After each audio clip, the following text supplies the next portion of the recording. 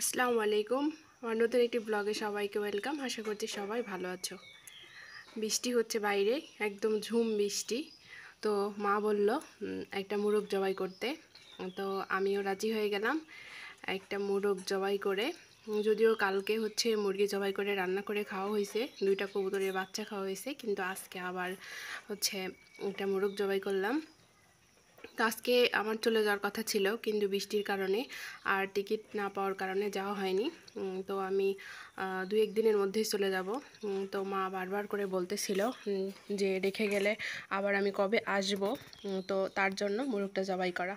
তো মোরগের মাংস রান্না করতেছি, আর মোরগের মাংস দিয়ে হচ্ছে বিরিয়ানি রান্না করব। আমার মাংসর থেকে বিরিয়ানি খাইতে বেশি ভালো লাগে। তো ঝাল ঝাল করে বিরিয়ানি রান্না করলে অনেক বেশি ভালো লাগে, যার কারণে মোরগের মাংসটা এইভাবে কষিয়ে আগে রান্না করে নিচ্ছি। আর বরের জন্য, যেহেতু বর আসবে না, আসেনি, ঈদের পরেও আসা হবে কি না জানি না, কারণ ভালো লাগে না এত লং জার্নি বরেরও। তো বরের জন্য আলাদা করে মাংস রান্না করে নিলাম। আর এখানে আমি এইভাবে বিরিয়ানি রান্না করি, কারণ এইভাবে বিরিয়ানি রান্না করলে বিরিয়ানির যেমন একটা টেস্ট, অন্যরকম একটা স্বাদ লাগে, মুখে লাগার মতো। আর ফ্লেভারটা, মশলার ফ্লেভারটা অনেক সুন্দর হয়। একটা বিরিয়ানি একটা ফ্লেভার আসে এইভাবে কষালে, চাউলটা এইভাবে মশলার সঙ্গে ভেজে নিলে।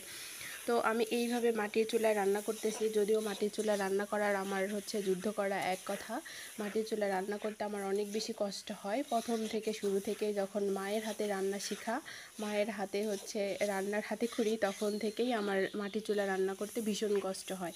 কিন্তু মাটির চুলায় রান্না অনেক বেশি মজা হয়। তো মায়ের কাছ থেকে একটু একটু করে শিখতে শিখতে আমিও মায়ের মতো এরকম পাকা রাঁধুনি হয়ে গেছি। মায়ের মতো আমি এরকম পারি, যার কারণে মায়ের চুলা মা আমাকে সব সময় ছেড়ে দেওয়া রাখতো। বাড়িতে মেহমান আসলেও মা আমাকে বলতো তুমি রান্না করো। এভাবে রান্না করি। আর এখন আমার বড় আপু আছে, কিন্তু ওর হাতের রান্না এখন আর এত মজা হয় না। আগে অনেক মজা করে রান্না করতে, এখন অত মজা হয় না। তো মা আজকে আমাকে সকাল সকাল বলতেছিল যে আমাকে একটু বিরিয়ানি রান্না করে খাওয়াও, তুমিও খাও। তো ভাবলাম যে আবার যদি এসে মায়ের সঙ্গে আমার আর দেখা না হয়, কারণ যেহেতু হারানোর পর্বে চলে আসছে, আব্বা মারা গেছে রিসেন্ট।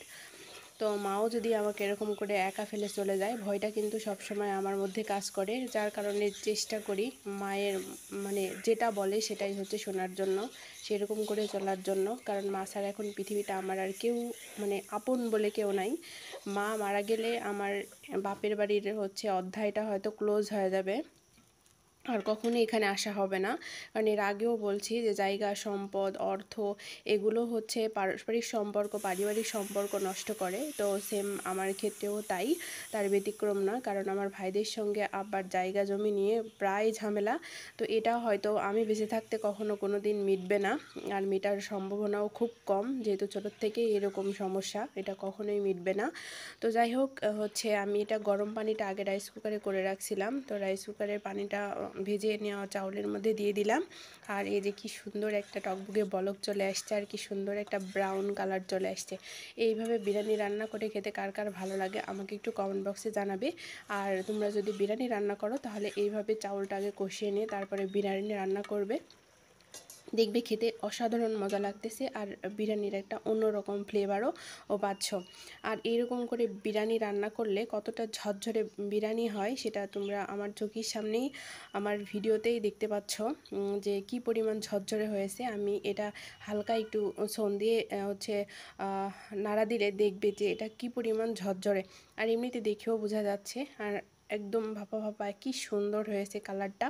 তো এইভাবে যারা বিরিয়ানি রান্না করে খেতে চাও মোরগের মাংস দিয়ে, এভাবে বিরিয়ানি রান্না করে খেতে পারো। আল্লাহ হাফেজ।